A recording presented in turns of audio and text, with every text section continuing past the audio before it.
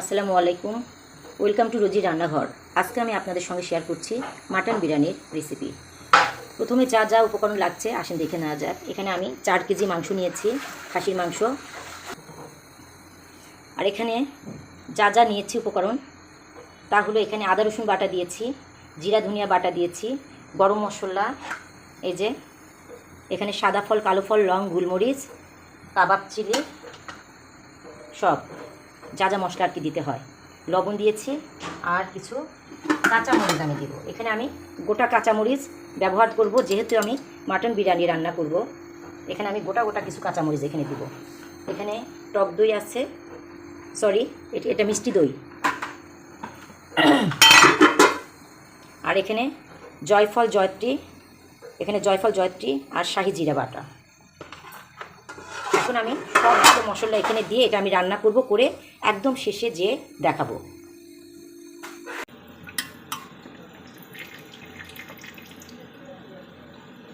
মাটনটা আমি আগেই রান্না করে রেখেছি বিরিয়ানির জন্য। আর এখন আমি এখানে বেরেস্তা তুলে নিচ্ছি। এখন আমি এই প্রসেসটা দেখাবো। আমি প্রথমেই বলেছি যে বিরিয়ানি রান্না করার সময় সেই প্রসেসটা দেখাবো। এর মধ্যে আমি 4.5 কেজি চাউল দিব এবং 4 কেজি মাটন দিব।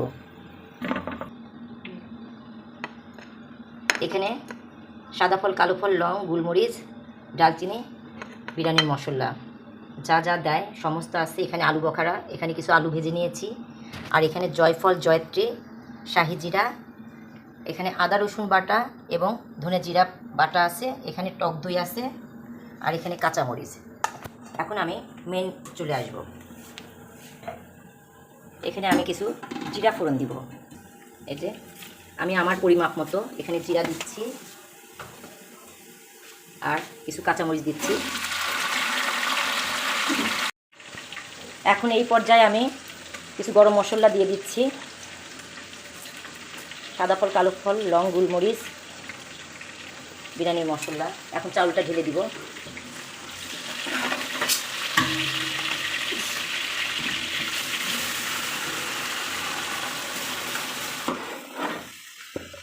এই পর্যায়ে আমি একটু সরিষার তেল দিচ্ছি।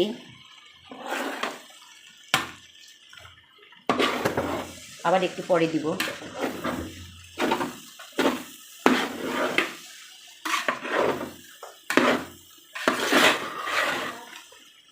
এখন আমি আদা রসুন বাটা এবং জিরা বাটা দিচ্ছি।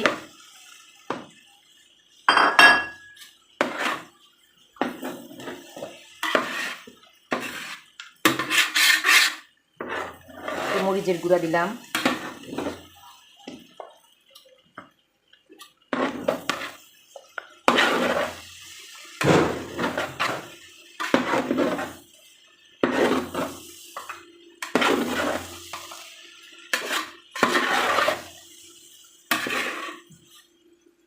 একটু টমেটো পেস্ট দিলাম।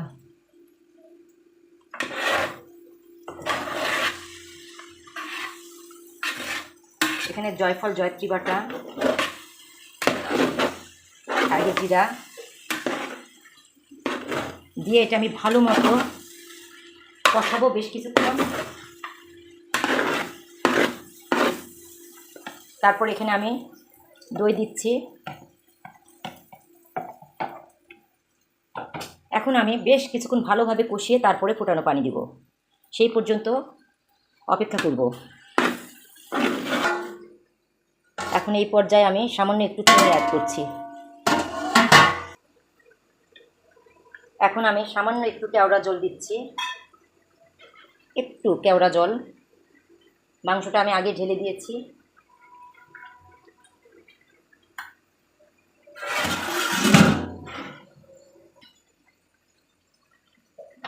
এই পর্যায়ে আমি কিছু আলু দিচ্ছি।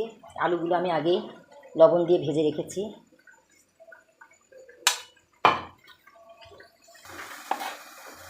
এখানে আমি এই পর্যায়ে কিছু আলু বখারা দিয়েছি। এখন আমি এটা চেলে দিচ্ছি। একটু বেরেস্তা দিয়েছি, নামানোর আগে আরেকবার বেরেস্তা দিয়ে নামাবো।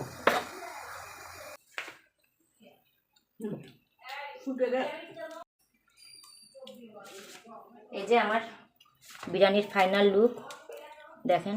পুরোপুরি আমার বিরিয়ানি তৈরি হয়ে গেছে, মাটন বিরিয়ানি। তো এভাবে আপনারা এই রেসিপিটি তৈরি করবেন এবং খেয়ে দেখবেন। আশা করছি ভালো লাগবে। সবাই ভালো থাকবেন, সুস্থ থাকবেন। আল্লাহ হাফেজ।